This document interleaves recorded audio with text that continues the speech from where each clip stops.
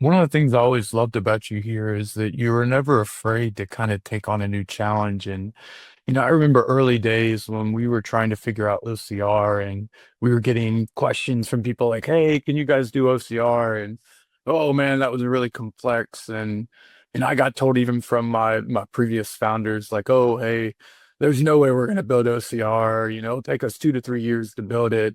And you decided to just do some brief, maybe research and ultimately build our first quote unquote OCR solution. Why don't you tell us a little bit about, that journey and what you did there, briefly? And I think it leads in great to kind of how you're now doing it with AI at the company as well. Yeah, okay. So I think that kind of goes back to my engineering background in general is more of a hacker's mentality, I would say. So that started in music. And when I was playing with music, I was a guitarist and I liked different sounds. And in order to get different sounds from an electric guitar, well, you had to put it through a load of electronics at that point.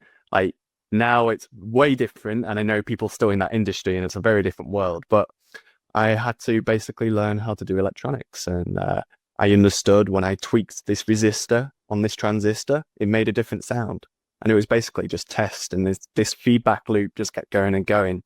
So I've definitely done this throughout the whole career. So I knew of technologies that did OCR, like Tesseract, obviously. Um, and we were a document company. Like we were able to extract information from a document. So we can create that iterative loop and come back and get feedback and say, is this good or not? Or can we offer a solution which is comparable with another OCR engine or something like that?